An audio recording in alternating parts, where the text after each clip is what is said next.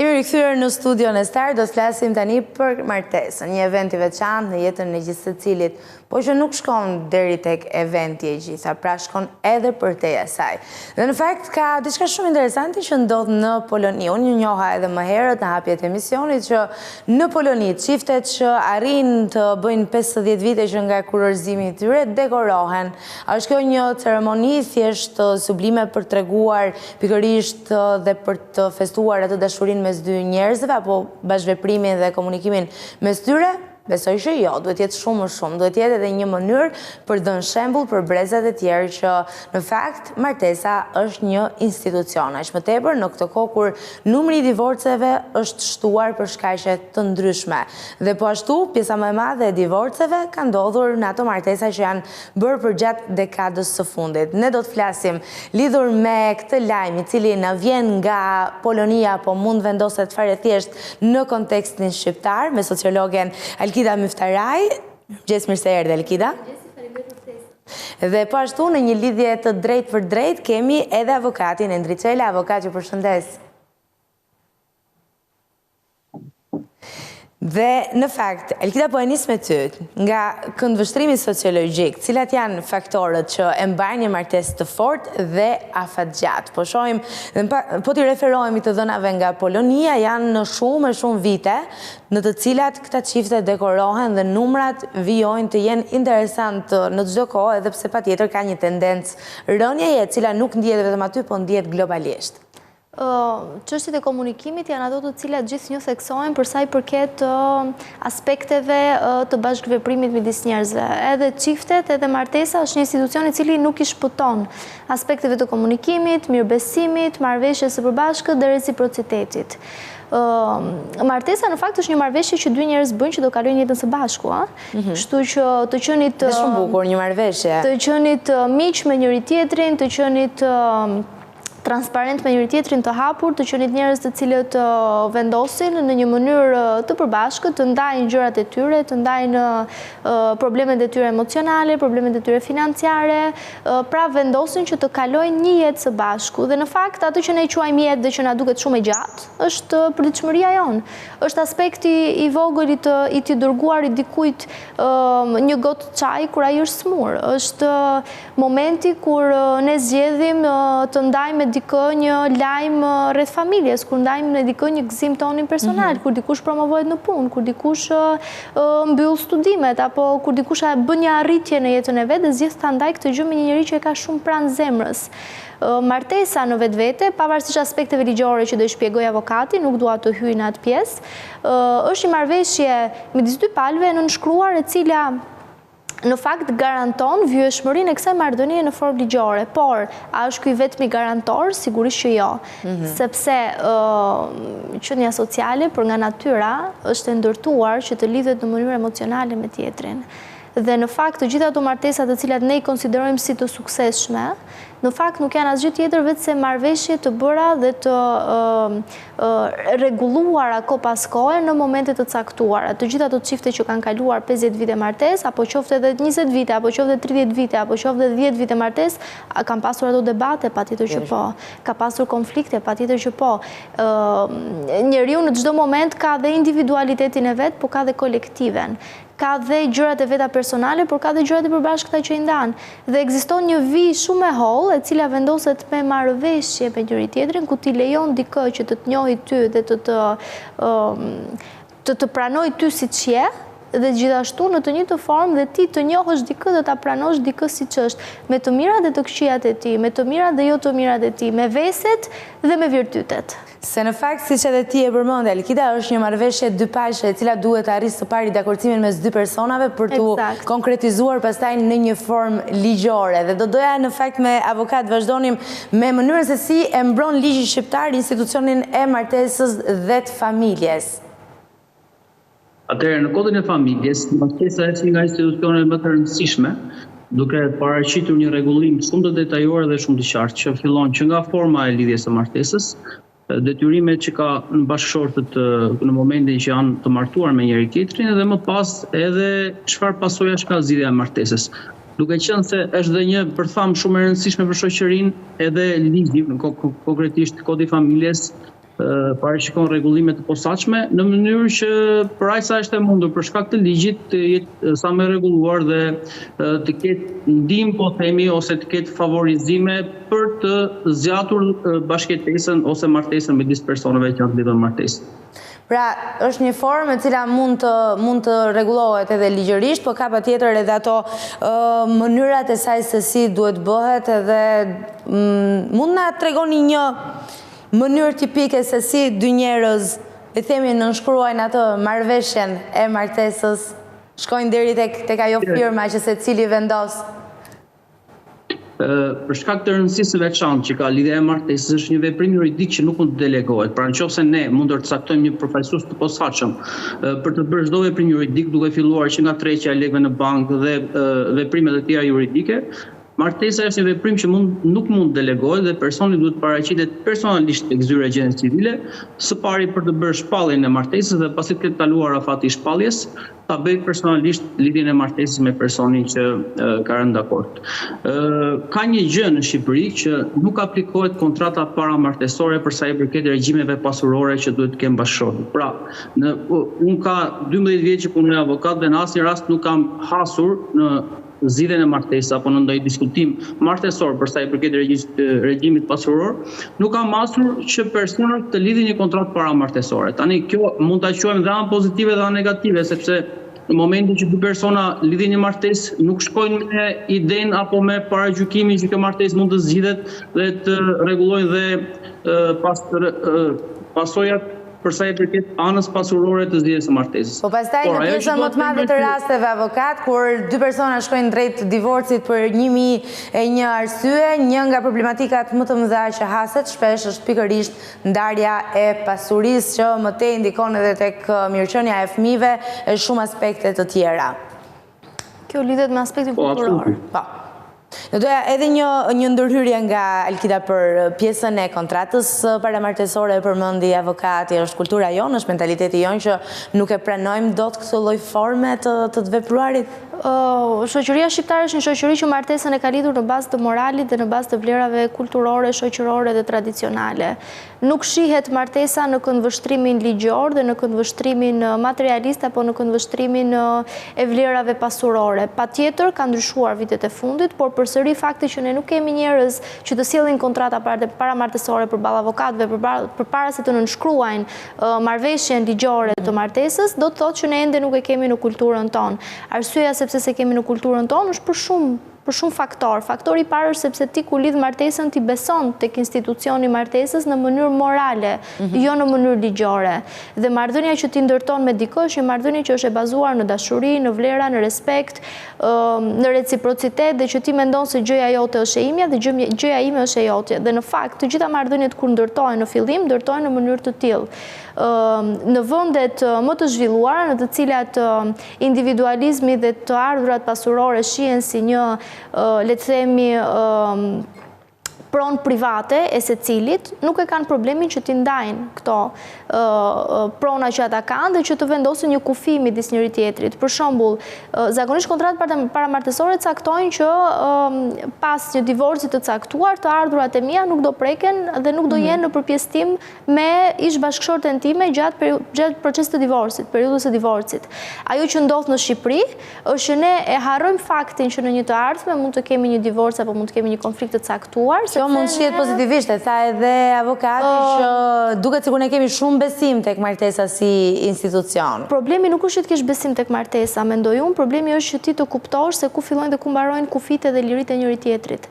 Në një diskutim dhe një debat shumë të madh, Donald Trump ka thënë që fakti që unë mund të divorcohem, ka thënë me bashkëshorten time, apo që jam divorcuar me ish bashkëshorte, nuk do të thotë që unë do jap asaj pjesë nga pasuria ime, sepse është diçka që unë e kam ndërtuar vetë. Është diçka që i përket individualizmit tim. Po, të gjithë kanë goditur nga ana morale, duke i thënë që ajo ka jetuar shumë vite me ty, ka një kontribut familjar, emocional, ka një kontribut moral, dhe njëkohësisht ai e sqaroi në një intervistë dhe tha, jo, tha, ky është një kontribut i cili është ekonomik dhe lidhet me ekzistencën time në punë dhe me punën time.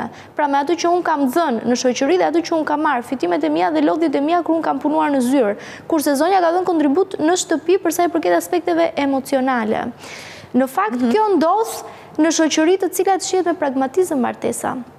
Nuk është e bazuar në bestytni, apo nuk është e bazuar në kornizat morale dhe në kornizat e qasjeve fetare, apo të qasjeve rreth doktrinave, le të themi, të vendosura rreth asaj se çfarë duhet jetë, por shihet me pragmatizëm në atë se çfarë është dhe çfarë do të jetë në jetë të ardhme. Pra i bëj parapri të gjithë elementeve të martesës, përfshirë edhe divorcin, sepse nuk e shikojnë aq dramatik divorcin, shikojnë më dramatik aspektin kulturor që ata do hyjnë në një betejë ligjore dhe që do përballen me një situatë të pakëndshme në një të ardhme. A është kjo forma e duhur për të ndërtuar një marrëdhënie? Për shoqëritë që kanë gjakftotësi më të madhe dhe që janë më pragmatist, është e bëshme.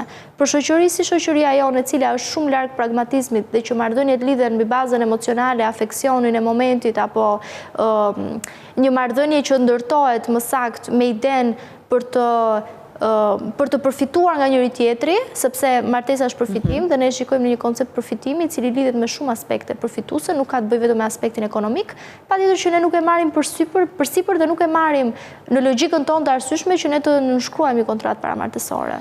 Megjithatë, përtej kontratës është edhe vetë procesi, dy njerëz cilët martohen duhet njohin edhe detyrimet e tyre ligjore, por një herë azi edhe të drejtat. Avokat, do doja të ndalesha tek ju, ndoshta për të thënë mbase shkurtimisht disa prej të drejtave dhe detyrimeve ligjore që i lindin të dy individëve, të dy palëve, teksa kanë vendosur t'i japin fund veçarisë edhe të martohen.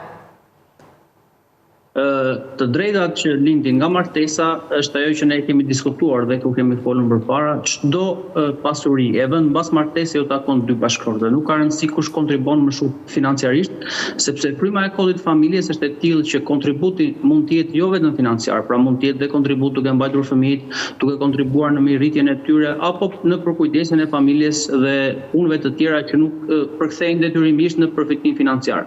Pra, një nga përfitimet apo një nga rregullimet më kryesore mbas martesës që për aq kohë sa nuk ka një kontratë paramartesore, pasuria e vënë mbas martese ju përket të dy bashkëshortëve. Pastaj pjesë të tjera janë më shumë të karakterit moral dhe rregullues që kanë bashkëshortët me njëri tjetrin, që lidhet me harmoninë e tyre dhe ligji më pas ose kodi familjes ndahet në pasojat që lindin nga zgjidhja e martesës. Për shkak sepse për aq kohë sa janë në martesë bashkëshortë dhe për aq kohë sa kanë marrëdhënie të mirë, nuk kanë nevojë për një rregullim të posaçëm për tek që përmendëm më lart.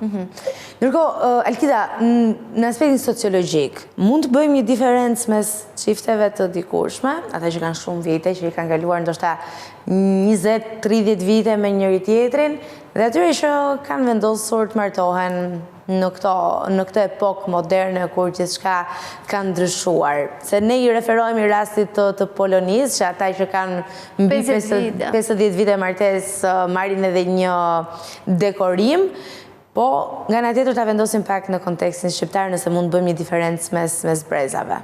Familja tradicionale shqiptare ka qenë një familje ndërtuar mbi baza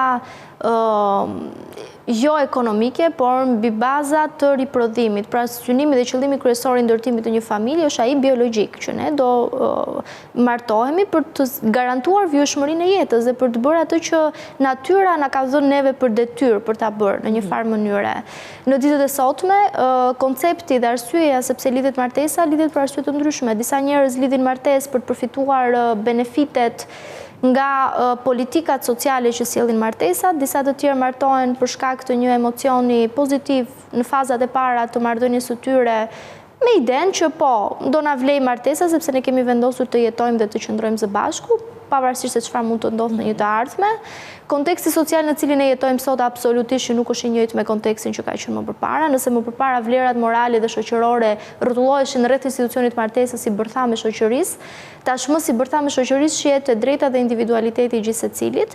Jetojmë në kohë postmoderne. Postmodernizmi ka bërë një ndryshim dhe një përkthim të vlerave. Nietzsche e shpreh tek dëgjojmë kthimin e vlerave me kokë poshtë, ku individualiteti njeriu tashmë shihet më shumë se sa individualiteti, se sa kolektivizmi, se sa të drejta të përbashkëta. Jemi në një epokë ku familjet e mëparshme bazoheshin tek nocioni i besimit, tek nocioni i besës, tek nocioni i autoritarizmit, po flasim për familjet shqiptare, në një kohë kur baba ishte lideri i shtëpisë dhe ti nuk mund t'ia ktheje dot fjalën babait, apo kur nëna gjendej në vështirësi nuk mund t'i drejtojë dot familjes së saj sepse jetonte me familjen e burrit, me familjen e bashkëshortit. Sot jetojmë në kohë të tjera, jetojmë në kohë kur ti ke të drejtën tënde për të ngritur zërin aty ku ti je mendon të arsyeshme, jetojmë në një kohë ku problemet me komunikimin sjellin konflikte të vazhdueshme dhe janë këto të cilat më pas derivojnë deri tek divorci dhe deri tek ndarja e të mirave materiale, dhe jetojmë fatkeqësisht në një kohë ku martesat kryen edhe për shkak të materializmit dhe benefiteve të tjera. Për shembull, çiftet që kthimin kokposhtë, kthimin e vlerave me kokposhtë. Si e sheh? Pra, e sheh pozitivisht fakti që njerëzit tani janë më të interesuar për mirëqenien e tyre së pari përpara mirëqenies kolektive, apo kanë ndryshuar vlerat e shoqërisë edhe kjo është një plagë e cila po hapet dita ditës? Shoqëria shqiptare është një shoqëri në tranzicion, po flasim për kontekstin shqiptar, dhe shumë vlera të cilat shoqëritë të tjera europiane i kanë të kultivuara në mesin e tyre me shekuj më përpara, ne kemi shumë të vështirë t'i kultivojmë, sepse ne kemi pasur një shtrëmbrim vleror që në periudhën 45-90, që në periudhën e regjimit socialist totalitar, sepse ne kemi pasur një shoqëri totalitariane, e cila ndërtoi mbi bazën e kultit të individit, por vetëm e rrotulluar rreth parimeve partijake dhe parimeve politike. Patjetër në atë kohë ka pasur një benefit ku familja trumpetoi dhe ata që martoheshin trumpetoheshin. Si që do tani në rastin e kolonisë, nëse mund bëjmë një krahasim edhe në një farë forme, po, i kemi kontekste realitetit të ndryshme familjare patjetër, por që vendoseshin vlerat tek familja. Ajo e cila kishte një vlerë tjetër këtu tek ne dhe që sot për hir të realitetit që ne kemi jetuar është një degëzim apo është një pasojë e saj, janë aspektet e dhunës dhe aspektet e problemeve psikologjike të cilat lindin nga marrëdhënie të cilat janë të ndërtuara jo mbi bazën e kompromisit të përbashkët, por mbi bazën e marrëveshjeve shoqërore shumë palshe, sepse marrëdhëniet me mblesëri në fakt, ato që kanë ekzistuar në kulturën shqiptare. Sepse dikur në mentalitetin shqiptar ishte një detyrim që ti e kishe që në një moshë caktuar do martoheshe. Të martoheshe. Ose detyrim të cilin baba ju t'i jepte fjalën mikut të tij që dy fëmijët e tyre. Dhe kjo se këto raportet e dhunës edhe çdo problematikë tjetër që vjen. Një pjesë e mirë e divorceve që ndodhin në Shqipëri ndodhin për shkak të problemeve të karakterit që kanë bashkëshortet me njëri tjetrin, apo dhe martesat të cilat janë të vazhdueshme. Ta presim pak avokatin ndoshta për të na dhënë një informacion lidhur me moshën ku divorcet janë më të vështira. Avokat, keni bërë një diferencim të tillë, ndoshta nëse mund na thoni diçka nga eksperiencat, cilat breza e kanë më të vështirë të divorcohen dhe cilat janë ata që ndoshta edhe duke qenë në një proces divorci vendosin në fund që martesa të vazhdojë? Normalisht çiftet që janë në një moshë të madhe, po themi, e kanë më të vështirë ta pranojnë divorcin. Kjo lidhet edhe për shkak të botkuptimit të tyre, apo për shkak sepse në perceptimin e tyre divorci është diçka e papranueshme dhe mund të ndjenjë një lloj ndjenje të kurpi apo faji në raport me shoqërinë. Moshat e reja e kanë më të pranueshëm divorcin dhe në momentin më të parë që arrin në konkluzionin që kjo martesë nuk mund të vazhdojë, mund t'i drejtohen gjykatës më lehtë sa moshat e vjetra. Pavarësisht se kemi patur raste që edhe mbas 20 vitesh palët janë drejtuar gjykatës për zgjedhjen e martesës, por arritën në konkluzionin që s'ka asnjë mundësi për rehabilitimin e tyre. Ka një specifik që është shumë e rëndësishme ta përmendim.